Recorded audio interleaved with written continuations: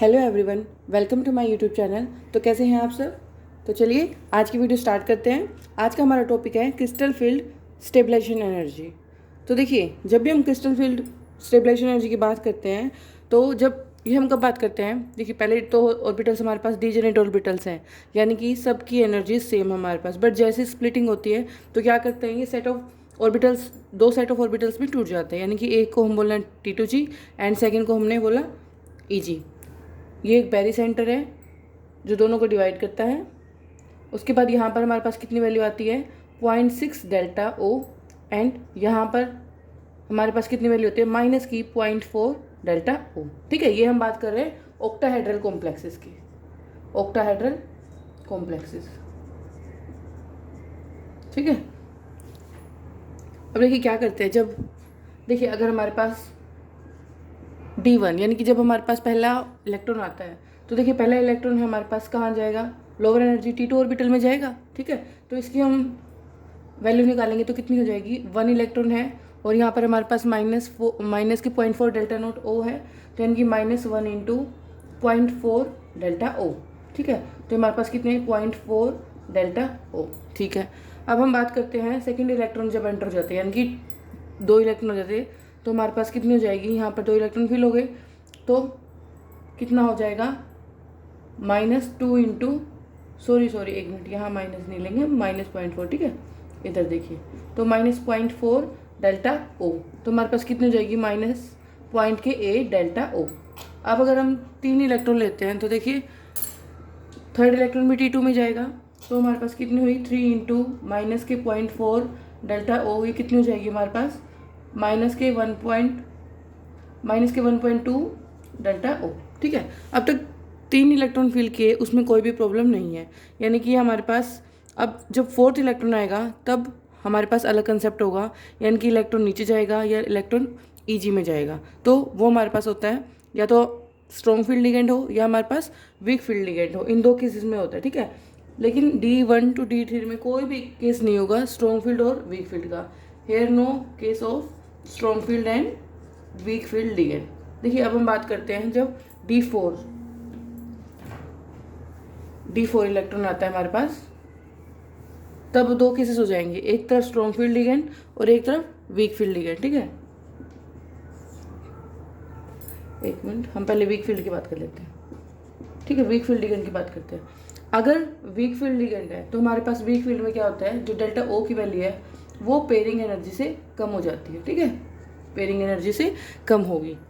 तो fourth electron अगर आता है तो देखिए हमने 3 इलेक्ट्रॉन तो फिल कर लिए हैं, 1 2 3, फोर्थ होगा, अगर वीक फील्ड लिगेंड है ना तो ऊपर नहीं जाएगा ये, अगर वीक फील्ड लिगेंड है सॉरी, तो ये ऊपर जाएगा। ठीक है, नीचे नहीं आएगा, तो फोर्थ इलेक्ट्रॉन जाएगा EG में। ठीक है, अगर फोर्थ इलेक्ट्रॉन EG में जाएगा तो 3 हमारे पास यहाँ पर है, तो कितने इलेक्ट्रॉन जाएंगे, 3 इंटू -0.4 डेल्टा ओ प्लस, अब एक इलेक्ट्रॉन हमारे पास EG में, कितनी मल्टीप्लाई करेंगे हम, कितने से, 0.6 से, तो 1 इंटू 0.6 डेल्टा ओ।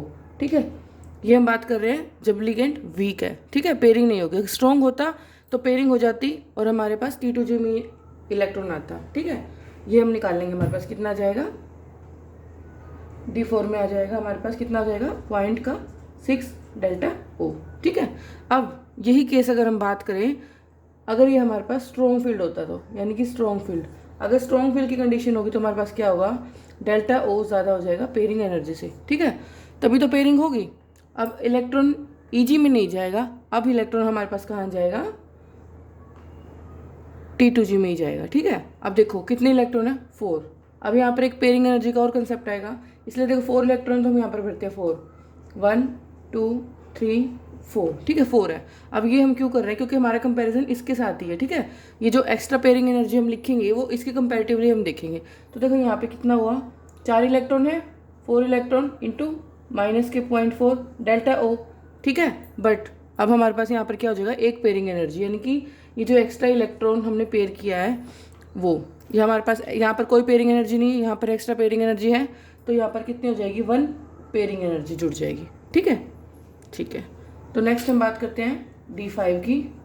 अगर वीक फील्ड लिगेंड है तो देखिए 3 तो हमारे पास यहाँ पर हो गए, 4 एंड 5।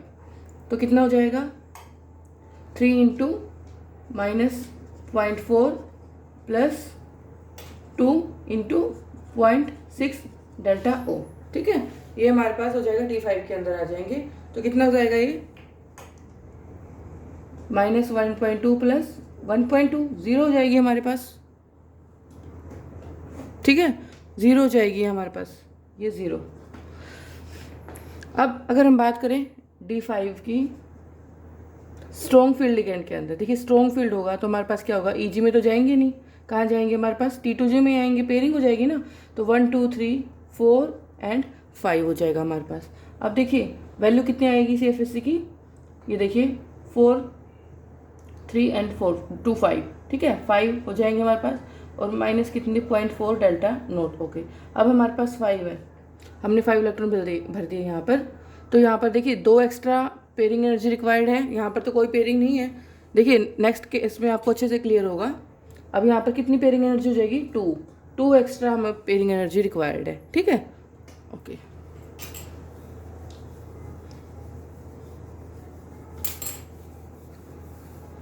देखिए अब अगर हम बात करें D6 की, D6 में वीक फील्ड में क्या क्या होगा, वीक फील्ड में हमारे पास होगा, एक मिनट, देखिए 1 2 3 4 5 एंड 6। अब 6 वीक फील्ड है ना, तो वीक फील्ड कहाँ पर जाएगा हमारे पास, ऊपर जाएगा 5, सॉरी अब तो नीचे ही आएगा, 6 इलेक्ट्रॉन फील्ड किया हमने। ठीक है, तो अब हम कितनी वैल्यू निकालेंगे इसकी, 4 तो नीचे है T2G में, यानी कि कितनी है इनकी वैल्यू -0.4 डेल्टा ओ प्लस 2 हमारे पास कितने हैं 0.6 डेल्टा ओ के साथ। ठीक है, ये हम वैल्यू निकालेंगे, ये हमारे पास कितनी आ जाएगी -0.4 डेल्टा ओ। ठीक है, अब बात करते हैं स्ट्रॉन्ग फील्ड की, ये तो हम कर लेंगे, अब 7 में भी ऐसे ही हो जाएगा, 8 9। ठीक है, कोई दिक्कत नहीं है। अब हम बात करते हैं स्ट्रॉन्ग फील्ड की। देखिए स्ट्रॉन्ग फील्ड में क्या होगा,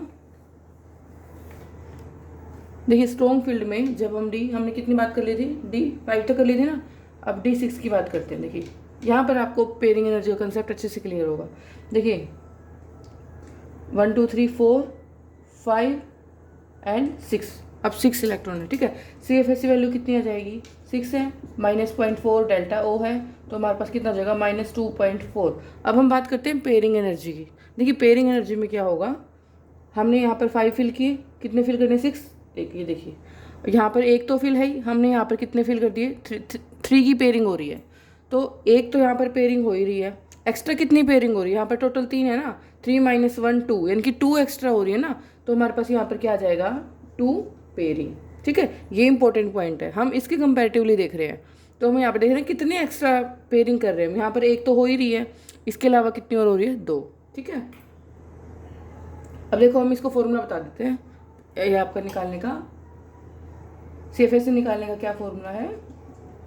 देखिए NT2G इंटू -0.4 डेल्टा ओ।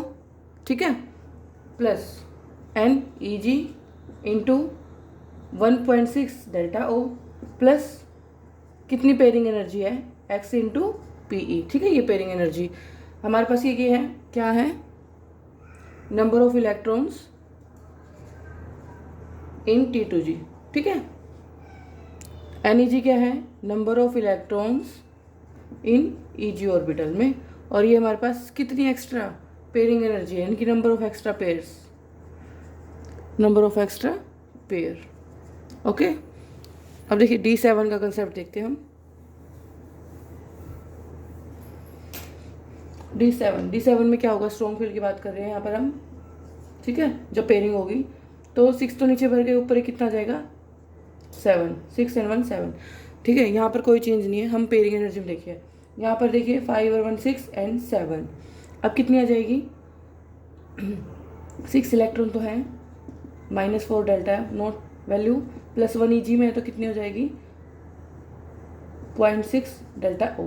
ठीक है, अब हमारे पास पेयरिंग एनर्जी की बात करते हैं हम। यहाँ पर देखिए 2 पेयर है, और यहाँ पर कितनी है 3, तो कितनी एक्स्ट्रा रिक्वायर्ड हुई 3 - 2 कितनी हो जाएगी 1, यानी कि +1 पेयरिंग एनर्जी। ओके, अच्छा अब D8 की बात करें तो देखो D8 में कितना हो जाएगा 6, तो यहाँ पर हो गया 7 8।